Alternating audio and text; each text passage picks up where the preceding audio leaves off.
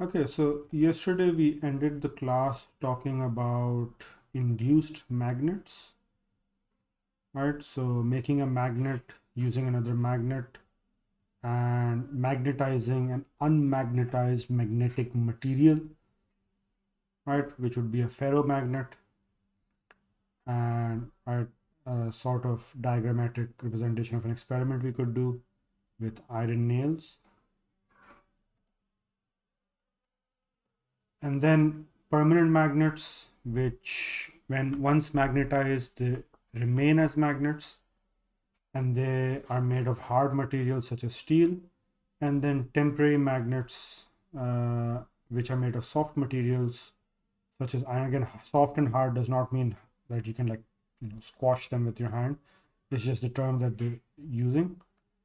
So temporary magnets made of soft materials, and they only act as magnets when they're close to other magnets or joined with other magnets. But once you remove them or separate them, then they lose their magnetism.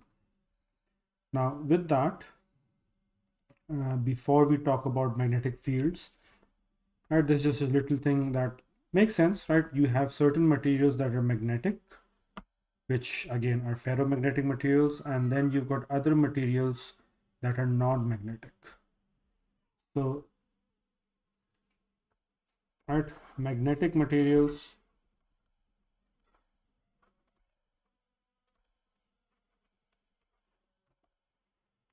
and these can be magnetized,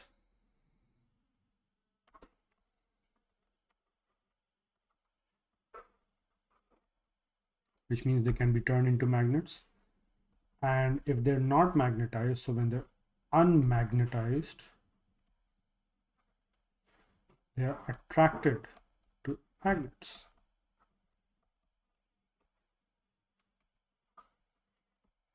Oh, and by the way, when they can be magnetized, again, right, depending on the kind of material it is, it could be temporary or permanent. And then you've got non-magnetic materials.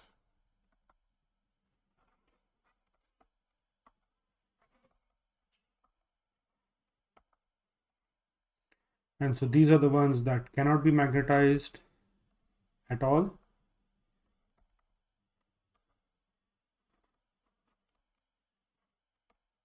And are not attracted to magnets.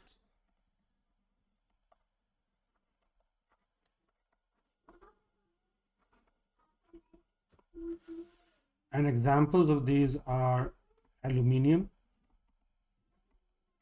So aluminium is a metal, but it is not ferromagnetic, right? So it does not have magnetic properties. It cannot be magnetized. It is not attracted to magnets, right? And so just keep that in mind that not all magnets, not all metals are magnetic materials.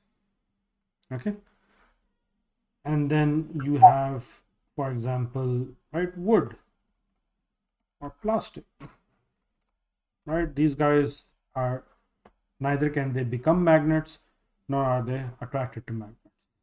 Plain and simple, makes sense, right? Yes.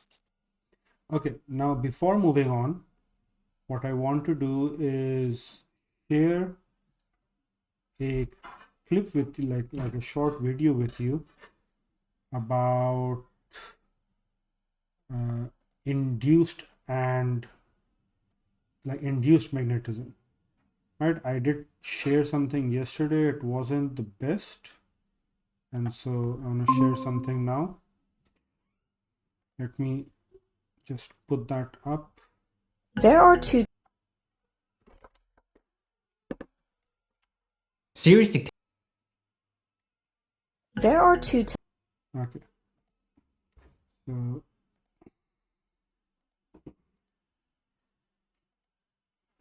right, that's there. Put it up on screen here.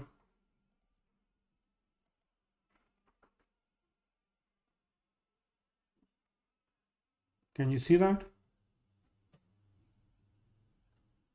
Yes. Okay, let's go. There are two types of magnets, permanent magnets and induced magnets. Let's figure out the difference between a permanent magnet and an induced magnet using experiments. A permanent magnet always has a magnetic field. It always has a north and a south pole. Bar magnets and horseshoe magnets are examples of permanent magnets. If you have a permanent magnet, but you don't know which end is north and which is south, you can figure it out using a compass. A compass is kind of like a mini permanent magnet. The red end of the needle is north and the other end is south. So if the south end of the needle is attracted to this side of the magnet, then this side of the magnet must be north, because opposites attract. If the compass needle's north is attracted to this end of the magnet, then this end of the magnet is south.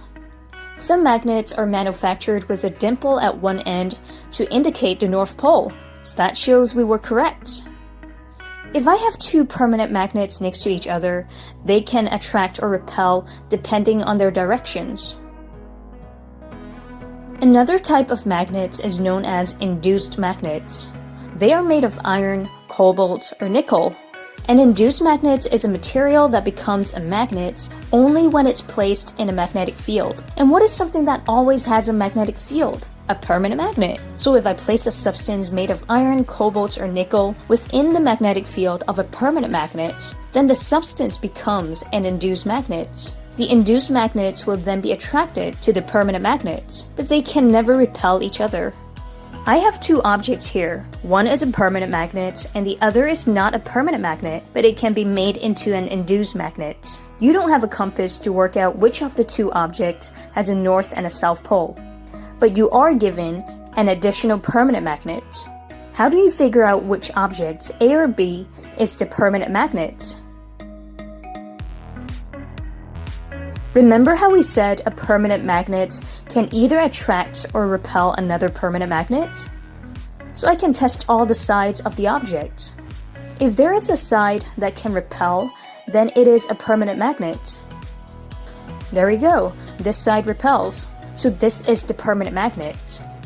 Let's also test object B just to make sure we got this right. An induced magnet can only attract, and it seems like all the sides of this object can only attract. Therefore, object B must be the induced magnet. Thanks for watching till the end of this video lesson. Be sure to subscribe for more physics.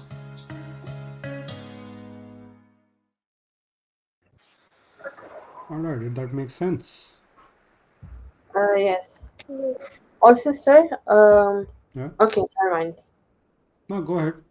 No, as I was talking, I was about to ask what is induced magnet, but it showed up. Okay. Alright, so let's go back to the whiteboard.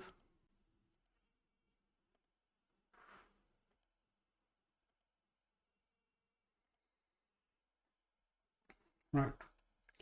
And now we're going to talk about magnetic fields. Okay.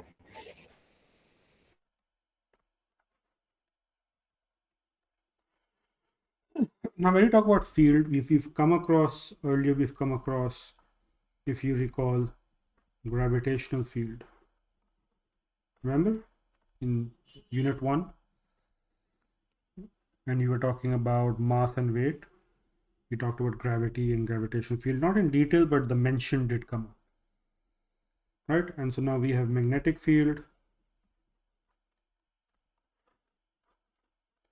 and the next chapters will be introduced to an electric field.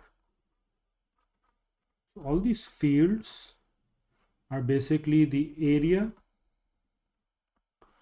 where an object experiences, right, the force, right, of either gravity or the magnet or the electric field.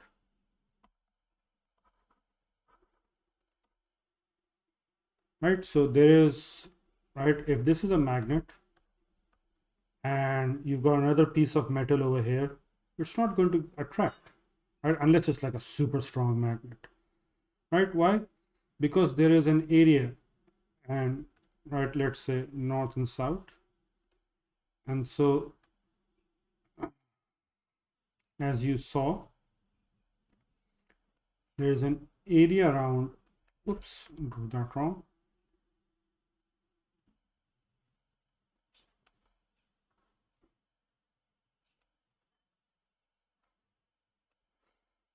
If I can make another one. Okay. So there's just, and depending on the size and the strength of the magnet, there is an area around which, so if I place this thing, this object within the field, right? If it's within the field, then it will experience the pull. Does that make sense? Basically, it has a certain range. Yes. In simpler words, you could say that, right? So gravity also has a certain range. There's a gravitational field, for example, around Earth or around the moon, or any, like any of these massive celestial bodies or satellites, as you would call them, right? So even for Yeah. the Earth, right? Let's say this is the Earth, and so, right, its gravitational field is effective up to a certain distance. In fact, I can just look that up. Just give me a sec. Okay, so for example, the Earth, right? The Earth has a gravitational pull, and I just looked it up, and in principle, it never reaches zero, no matter, like, the theoretical limit where Earth's gravitational pull or force would be zero is like 1.5 million kilometers, right? Which is obviously a lot. But what happens is that the further you go away from the Earth, right, the gravitational pull decreases very rapidly. And so basically what happens, if you're close enough to the Earth, you'll be pulled, or as we talked about circular motion and satellites, right, you can maintain an orbit around the Earth and you can go round and round. But if you're, further than that, then, right, the pull is not strong enough, that the force of gravity is not strong enough to actually pull you down to the Earth, even though it still exists, right? So so the area or the range around an object, whether like in case of gravity, so the Earth or the moon, in case of a magnet, the magnet itself, and we'll talk about electricity later, right? It is the area around that object where the gravitational force or the magnetic force or the electric force can be experienced. Okay. So it is up to a certain level that you feel that pull, right? Uh, for that pull to be effective enough to actually pull you. You have to be within the range. Again, right, the range is nearly infinite, as for Earth. But again, like talking about the magnet in this case, yes, the magnet needs, like, the other magnetic object needs to be close enough to the To feel that field, pull. yeah, to be actually be attracted. Maybe there are lines over here, but they're so spread out and they're so weak that they're not able to actually attract the magnetic object. Okay. Okay. All right. Now with that, so the space surrounding a magnet where it produces a magnetic force is called a magnetic field. Let me just write that down.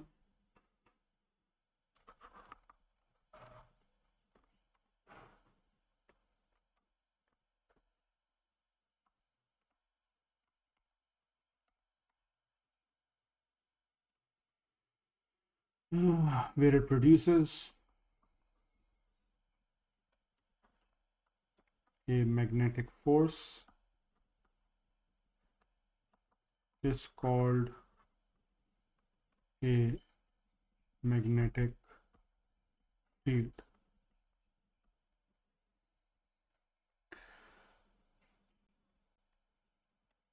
And what you can do is just like the experiment with the compass, or in the book, what they show you, and I'll show you the illustration. is that they use a floating magnet and a permanent bar magnet, and then you can plot the magnetic field lines and they go from north to south, right? So in this case, the diagram that I've drawn up here, right, we can plot these magnetic field lines and they always go north to south. So that is the direction of the field. Right, so this is either, these lines individually are called either a line of force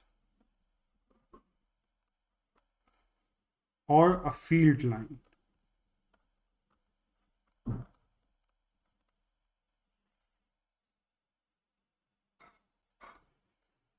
Okay, and so Yeah. the direction of a magnetic field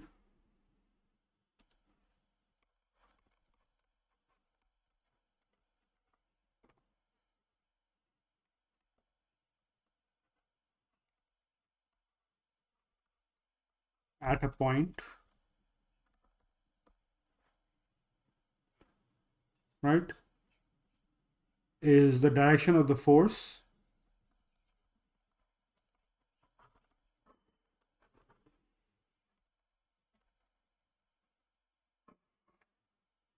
on the north pole of a magnet.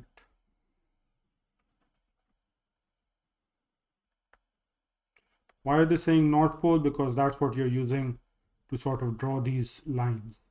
I'll explain that.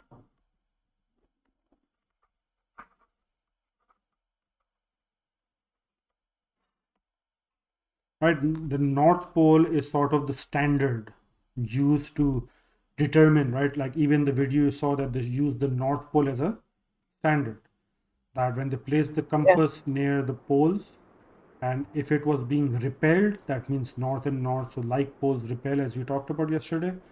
And so, right, if it's being repelled, then for the bar magnet was the north pole, it was being attracted, then that would make it the south pole of the bar magnet. So the north pole is used as a standard.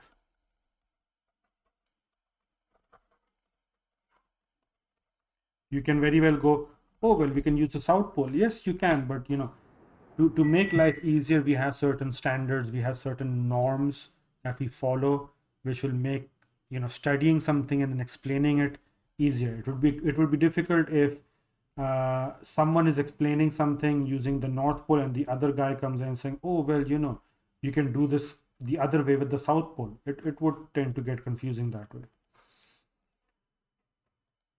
So I'll first show you the illustration in the text about what they're talking about. So as you can see here, right, this is a container filled with water, and this is a magnet. As you can see, that says magnetized steel needle or rod. You guys can see the book, right? Yeah. Okay. Right, and as you can see, the south pole is in the water, the north pole is up here, and it's floating on the surface of water because of this material that's attached to the rod or the needle cork. So that is less dense in water, it floats on water. And then what they do, so it's the north pole of the needle, and they bring a bar magnet.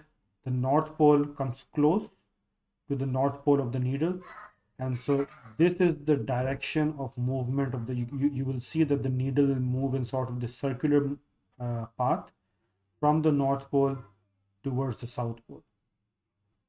And you can see the arrows, and so those are the line of force of the magnetic or the field line. And right, as you can see over here, it has been decided, so again, convention, it has been decided that the direction of a magnetic field should be the direction of the force on a north pole. So you bring the north pole of an object close to a magnet that we know has a north pole, and you see how it's moving.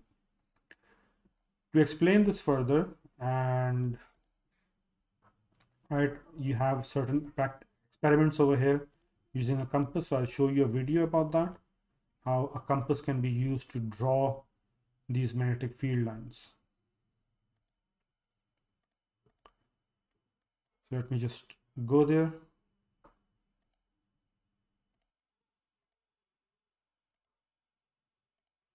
Right, can you see that? The video, yeah. Yeah. Okay, let's see. It's probably safe to say that you have a very good idea of how the magnetic field of a bar magnet looks like. But do you know the 4 important properties of magnetic field lines? To find out, let's begin by plotting some magnetic field lines. We need a pen, plotting compass, and a magnet. My magnet doesn't tell me which is the North Pole and which is the South, but we'll find out soon. Place your magnet in the middle of the page and trace around it. Place the plotting compass near the magnet. Mark the direction that the compass needle points by drawing a dot. After the first... By the way, when they say compass needle points, you can see one of the needles is like red, and that needle Yeah. is considered the north. Right? And you can see Okay. they've positioned the compass for the needle to point towards N, which is north. Okay. Okay, so just like a bit of detail to clarify things. It's not that you place the compass randomly and draw it anywhere. plot, move the compass so that the back of the needle lines up with the dot. Repeat this until you reach the end of the magnet. Join the points together to show a field line.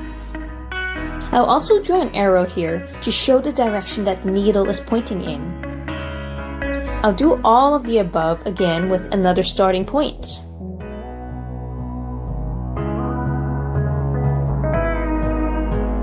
Looking at the field that we've plotted, we can figure out the 4 main properties of magnetic field lines.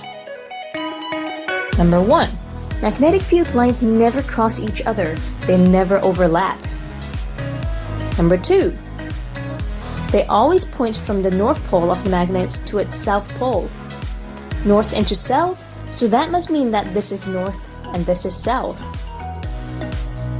Number 3. They are continuous. The only reason these lines have been cropped out here is because I've simply run out of space. Number 4. Where the lines are closer together, the magnetic force is the strongest, and that's at the poles of the magnets. Right, so the last point we are talking about, the strength of the field and the further away. So you can see over here, she just plotted 3 field lines on each side. And you can see that between the first and second, there's not so much of a distance, but then the second and third is like far away. You can notice that, there's a lot of distance. And so, right, the closer to the magnet you are, or closer in case like we're talking about the Earth for gravity, again, right, just to explain with another example, the field lines are closer together, which means that the effect of that is stronger. But the further away you get, like I said, for the Earth, it's infinite technically, but the gravitational field is like so spread out, it's so far that it doesn't really have much of an effect. And with magnets, well, right? So you could say, well, the magnetic field is still there. It is, but it's so weak, it's so spread out that it's unable to attract a magnetic material towards it. Okay. Now, in that case, right, for example, can it still be detected? It can, but then you would need a very sensitive, for example, compass, a very sensitive and strong compass to be able to detect even that weak field. Does this clarify the concept? Yeah. Does it help, Haram? Yes. Okay, good. So with Like, that, is it necessary to carry out this experiment? this experiment is to help you understand how magnetic field lines Oh, are, okay. right? They're going from north to south. They do not cross each other. There's no overlapping. They're continuous. They don't break in between. There's no gaps in between. And the closer the lines are to each other, like you can see the first 2 lines over here, the stronger the force of the magnet is in that area, right? So the practical given in your textbook is also for you to understand how the magnetic field is, right? There may be a question in the exam that would ask you how to plot the lines, or maybe they give you an illustration and ask you draw the arrow for the lines or something. Could be, but as long as you understand the concept, that shouldn't be challenging as such. All right. Yeah. Are you saying something, Haran? No. Okay. Now, next, strength of a magnetic field. So again, we just talked about that. A magnetic field is stronger in regions where the field lines are closer together. So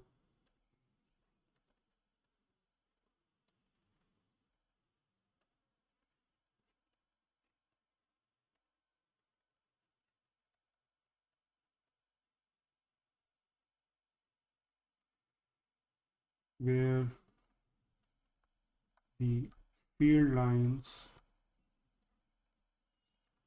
are closer together.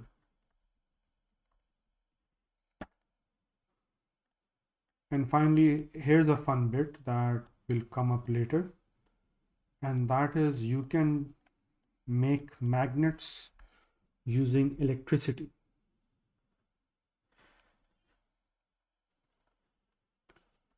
And those are called, you may have heard of them,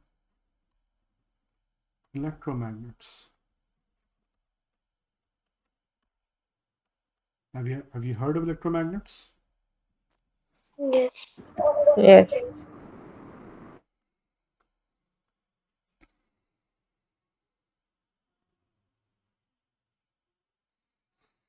Okay. So what you do is you take a magnetic material,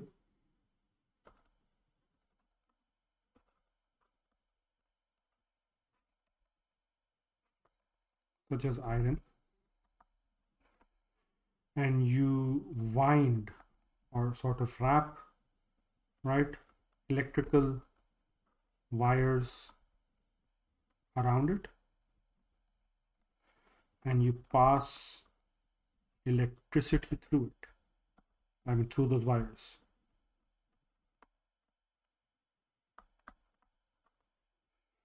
And that will cause the iron to become a magnet.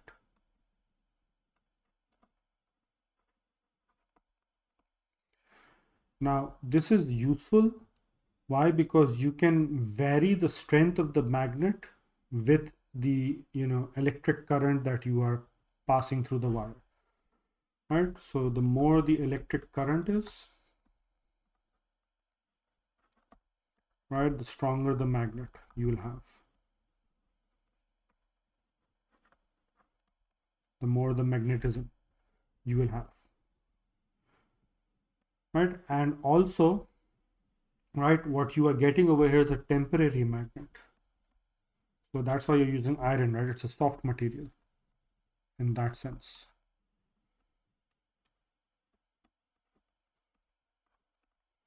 Right? So when you switch off the electricity,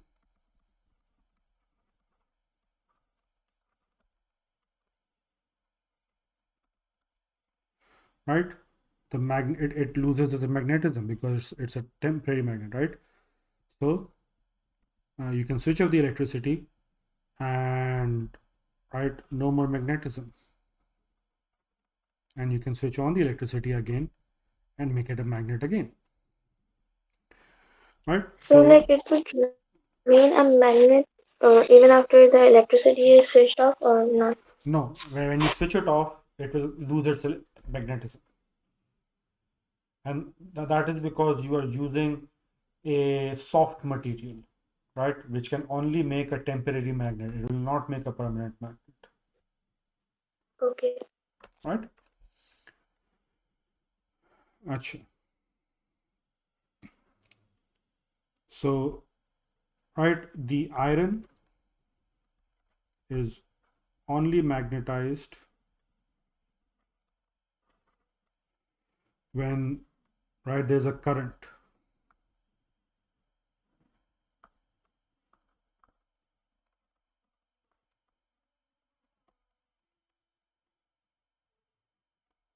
Right, in the wires that you have wrapped around, right? So you've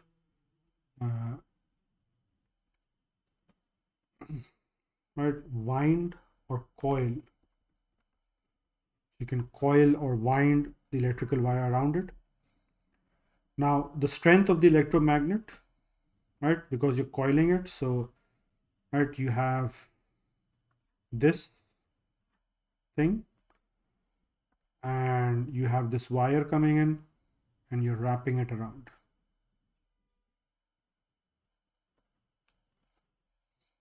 So how do you increase the strength of the magnet or the electromagnet?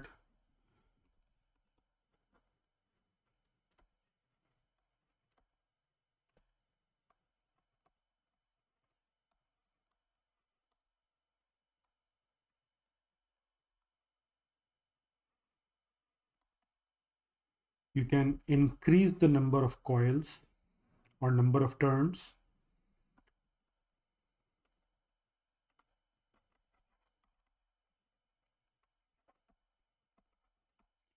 You can increase the current, and you can move the poles closer together.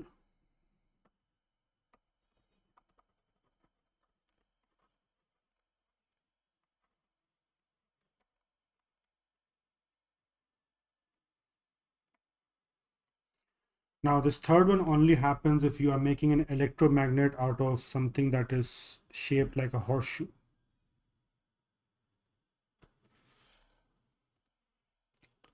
And in this case, what you're going to do is, for example, in this pole, you are giving the coil a clockwise turn. Then the other one, you will give it an anti-clockwise. So keep this in mind, right? The coiling is going to be in opposite directions, right? This coiling is clockwise, and this coiling is anti-clockwise. You understand clockwise and anti-clockwise, right? Yes. Sobia? Yeah. Okay. So in this case, right, in the case of something that's like a horseshoe or C-shaped, right, you're going to, it's not going to be one hole. You're not going to start from one end and go all the way around the other, right? You're going to put coils around the two ends separately. They're going to be in opposite directions. And in this case, you can move the poles closer together. How you, like you can see, it's this far apart. I can use a horseshoe that is, right, very close. Just example, right? So the distance is less. And so when that happens, the strength of the electromagnet increases. But in other cases, like the rod I've shown you, right, or a plate, increase the number of coils, the turns of the coil, and increase the current, right? Those are two ways the strength of the electromagnet can be increased. Any questions? No. Okay, now so I'll just show you the illustration in the book, and yeah, we can, then move on to the next chapter. So you can see here the electromagnet.